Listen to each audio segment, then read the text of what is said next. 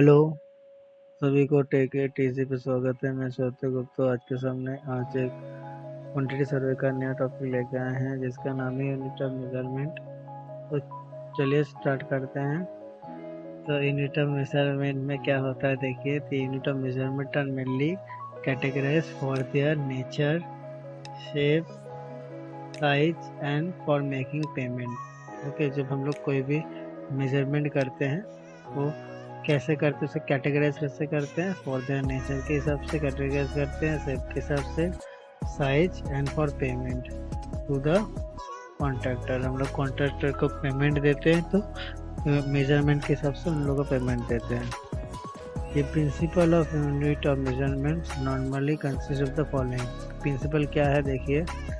Single unit work like door, window, truss etcetera is expressed in number. हम लोग जैसे कि सिंगल यूनिट वर्क है, जैसे कि डोर बनाते हैं, विंडो, प्लस इसको हम लोग नंबर के हिसाब से नोट करते हैं। Next, work consist of linear measurement, मतलब horizontal measurement involves length like cornice, fencing, handrail, bands of specified width etcetera are expressed in running metre. Length वगैरह, विड्थ वगैरह हम लोग कैसे मेजर करते हैं? रनिंग मीटर से। Work consist of aerial surface, मतलब एरिया जैसे हम लोग मेजर करते हैं। Measure involving area like plastering, white washing, partition of specified thickness etcetera are expressed in square metre में हम लोग उसको एक्सप्रेस करते हैं। ठीक है, मतलब area length into breadth, okay, metre square में होता है उसको।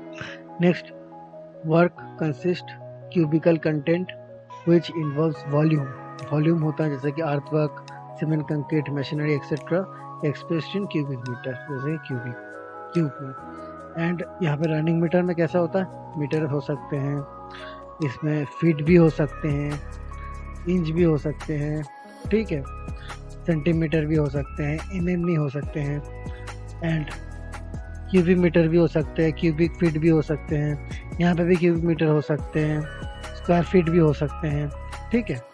तो एरिया को हम लोग स्क्वायर फीट पे भी हम लोग नाप सकते हैं, मीटर स्क्वायर में भी नाप सकते हैं, एंड वॉल्यूम को भी हम लोग मीटर क्यूब में नाप सकते हैं, क्यूब फीट पे भी हम लोग नाप सकते हैं, ठीक है।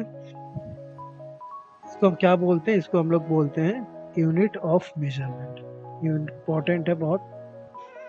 नेक्स्ट आता है रूल्स ऑफ मेजरमेंट। मेजरमेंट करने का कुछ रूल्स होता है। रूल्स क्या है?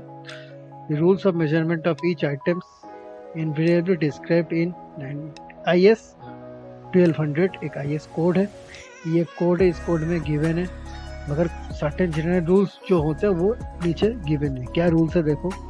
Measurement shall be made from finished item of work. जो मेजरमेंट करते हैं हम लोग फिनिश्ड आइटम वर्क के लिए करते हैं।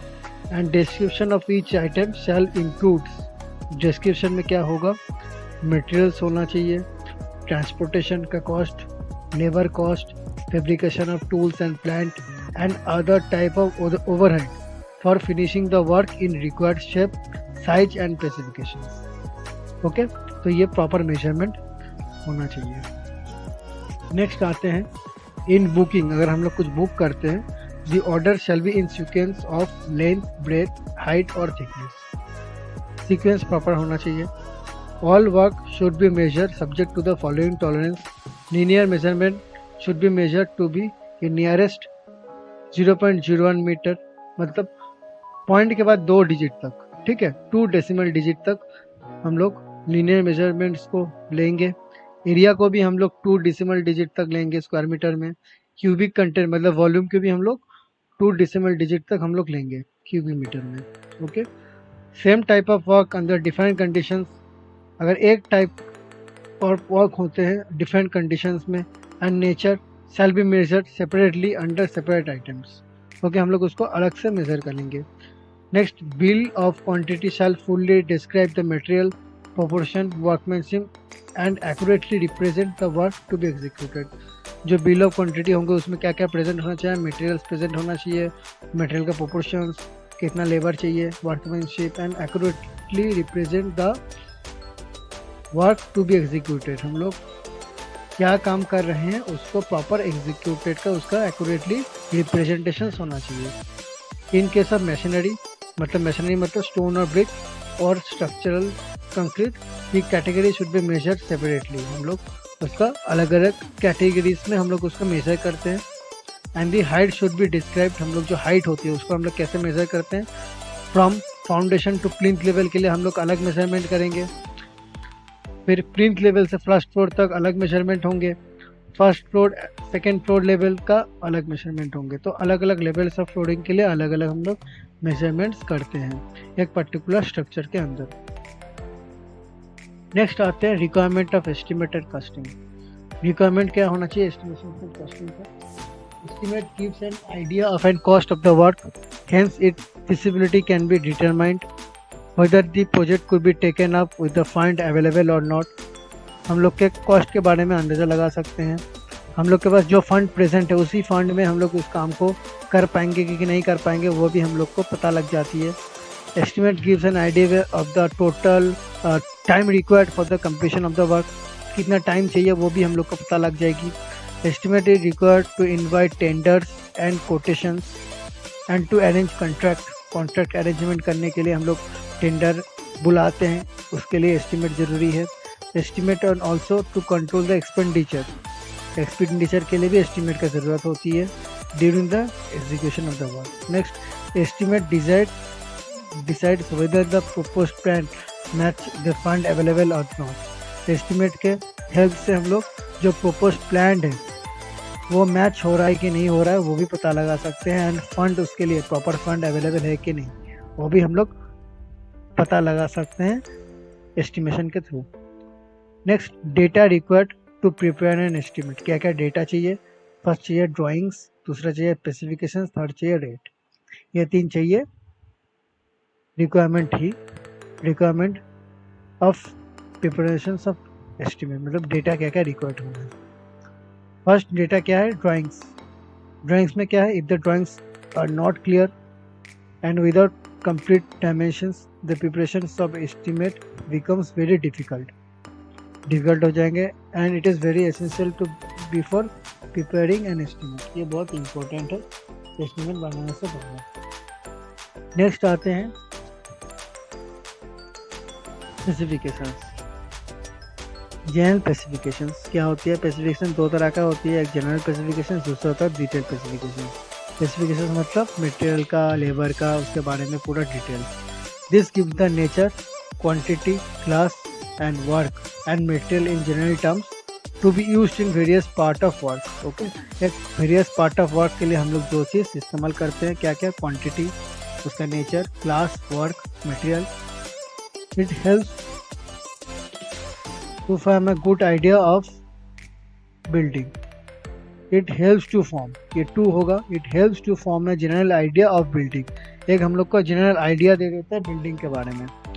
नेक्स्ट आते हैं detail specification. This gives the detail description of the various item of work. ये डिटेल डिस्क्रिप्शन दे देते हैं वेरियस आइटम ऑफ वर्क के लिए। लेइंग डाउन द क्वांटिटी, जो वर्क होंगे उस वर्क के क्वांटिटी पता लगा सकते हैं हम लोग, quantity of material and the proportion, किसका प्रोपोर्शन क्या होंगे। Method of preparation, workmanship and execution of work. Next आते हैं रेट। रेट क्या होती है? For preparing the estimate unit rate of each item of work are required. तो rate जरूरी है for arriving at the unit rate of each item, rate of various item to be used in the construction, the cost of transport material, the wages of labor, skilled and unskilled machinery, carpenters etc। ठीक है, rate किस किस का होना चाहिए? Various material का, for arriving at the unit rate each item, अलग अलग आइटम के unit rate, transportation cost, wages of labour, skilled and unskilled machinery, carpenter, सबके लिए अलग अलग रेट फिक्स्ड होते हैं। ठीक है, नेक्स्ट आते हैं लमसम क्या होती है? For preparing an estimate it is not possible to work out in details in case of petty item. कुछ एक्स्ट्रा खर्चा होते हैं, एक्स्ट्रा पीटी मतलब क्या एक्स्ट्रा खर्चा होती है, तो वो एक्स्ट्रा खर्चा हम लोग जोड़ते नहीं हैं, वो बाद में जोड़ देते हैं। ठीक है, उसको हम क्या बोलते हैं? लमसम। ठीक है, item other than civil engineering, such item आप कॉल लमसम आइटम और सिंपल लमसम आइटम। तो उसमें क्या क्या होते हैं? Water supply and sanitary arrangement, electrical installation like meter, motor, architectural feature, contingency. ठीक है, ये सब आ जाते हैं लमसम एस्टिमेट के अंदर। नेक्स्ट आते हैं fixation of rate per unit of an item. हम लोग रेट को कैसे फिक्स करते हैं? रेट को किसकी सबसे फिक्स करते हैं? फर्स्ट फिक्स करते हैं quantity of material and cost. ठीक है, the requirement of material is taken strictly in according with the standard data book के हिसाब से हम लोग कितना मटेरियल चाहिए वो हम लोग ले लेते हैं। Cost of this includes first cost, next freight, insurance and transportation cost हम लोग ऐड करते हैं उसमें। नेक्स्ट आते हैं cost of labour, the exact number of labour required for unit of work and then multiplied by the wages day to get the labor for unit item of law। एक labour एक दिन में कितना काम कर रहे हैं वो हम लोग पता लगा सकते हैं कॉस्ट ऑफ लेबर के हेल्प से। ठीक है, नेक्स्ट आता है कॉस्ट ऑफ इक्विपमेंट। इक्विपमेंट से भी कुछ कॉस्ट होते हैं। Some work need and special type of equipment, tools, plant. In such cases an amount of 1 to 2% of estimated cost is provided. हम लोग क्या करते हैं, जो टोटल एस्टिमेट निकालते हैं उससे 1 to 2% हम लोग कॉस्ट ऑफ इक्विपमेंट्स के लिए लगा देते हैं। नेक्स्ट आते हैं ओवरहेड चार्ज। ओवरहेड चार्ज क्या आता है? To meet expenses of office rent, depreciation of equipment. Depreciation of equipments क्या होती है कि टाइम पीरियड के साथ साथ इक्विपमेंट्स का कॉस्ट भी कम हो जाते हैं। तुम अगर एक बाइक खरीदते हो, 1 साल बाद उस बाइक का रेट कम हो जाता है, मगर तुम अगर घर खरीदोगे घर का रेट बढ़ जाएगी। ठीक है, डिप्रिसिएशन ऑलवेज मशीनरीज पे होते हैं एंड बिल्डिंग्स में भी होते हैं, मगर लैंड पे कभी डिप्रिसिएशन नहीं होते हैं। ठीक है, नेक्स्ट आते हैं salary of the staff, postage. जो स्टाफ को हम पोस्ट किए हैं पर्टिकुलर पोजीशन में उसके लिए भी हम लोग उनके लिए सैलरी देते हैं, उसको हम क्या बोलते हैं? Overhead charge. Next lighting, light के लिए, इलेक्ट्रिसिटी के लिए। अमाउंट ऑफ 4%, हम लोग कितना 4% of the estimated cost is allowed. तो टोटल एस्टिमेटेड कॉस्ट होंगे उसका 4% हम लोग किस लिए इस्तेमाल करेंगे? ओवरहेड चार्ज के लिए।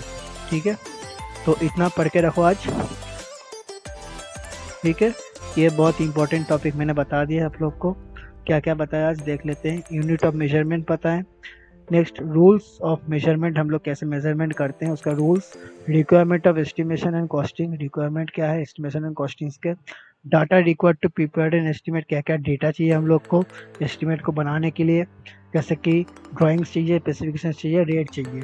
नेक्स्ट आते हैं लमसम, क्या होती है? जो एक्स्ट्रा खर्चा होती है, जैसे कंटिजेंसी, उसको हम लोग बोलते हैं लमसम, जो हम लोग एस्टिमेट में ऐड नहीं करते हैं मेनली।